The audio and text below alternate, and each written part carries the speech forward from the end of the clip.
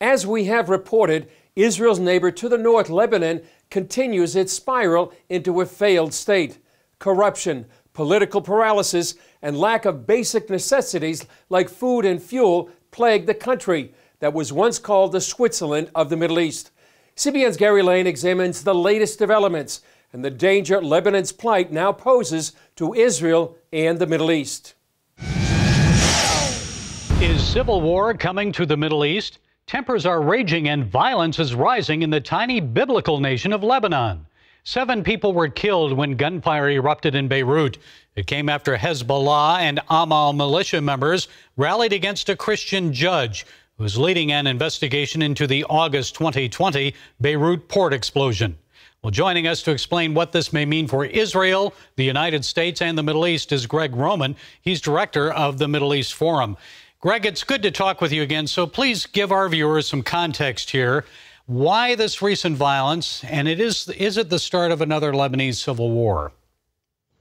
I think the most honest and reliable person in Lebanon today is Judge Tarek Bitar. He is the individual who has been leading an inquiry into the devastating Beirut port explosion that took place a little over a year ago, when 1/3 of the city of Beirut was almost leveled, not due to an intentional act by any surreptitious forces where they might have blamed Israel or they may have blamed the United States, but because of the sheer incompetence of the previous Lebanese government that had decided to stockpile tons of ammonium nitrate next to a fireworks factory, and eventually a chain reaction set that blast off, which when you looked at it, you could have perhaps mistaken it for a small nuclear device. Now, a year and a half later, after the query has really started moving forward, and Judge Bitar is moving forward with trying to indict, investigate, prosecute, and eventually bring to justice those officials who are being investigated for acts of gross negligence, all of a sudden, because of the fact that the main minister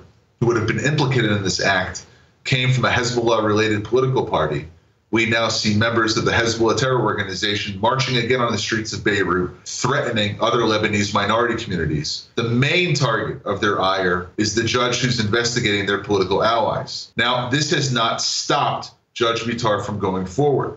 And a coalition crisis under interim Prime Minister Najib Mikati has now led to the point where Hezbollah is calling for blood for those who were only defending themselves on the street of Beirut in those attacks which took place last week. So right now we're on the precipice of, I don't want to say it's going to be a civil war, but definitely an ethnic action that may take place, or an ethno-religious action that may take place as Hezbollah is looking for revenge.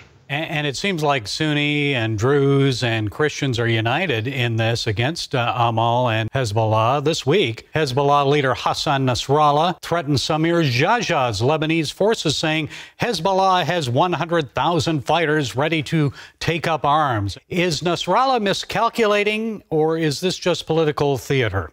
I think at the end of the day, Nasrallah is speaking from a position of strength. It's not just that he has 100,000 fighters. He also has the support of Syria and Iran. So before anything happens with trying to find a way in which to get out of this mess that Hezbollah has currently found itself in after having lost 7 of its supporters of the terror organization on the streets of Beirut last week, you have to take into context that Nasrallah does have the backing of much greater powers than him when he makes threats. They are not empty. And he still has tens of thousands of missiles on the southern border targeting Israel and communities across the border. If extensive fighting begins, how likely is Hezbollah to attempt to draw the IDF into the fray by attacking Israel? Well, this has happened twice in the past. Once in the 1976 beginning of the Lebanese Civil War, and also in the 1982 First Lebanon War between Israel and Lebanon. It was really between the Palestinians in Lebanon and Israel. But that was where the Hezbollah movement was born, out of that first round of fighting. I think that you have to take into context that if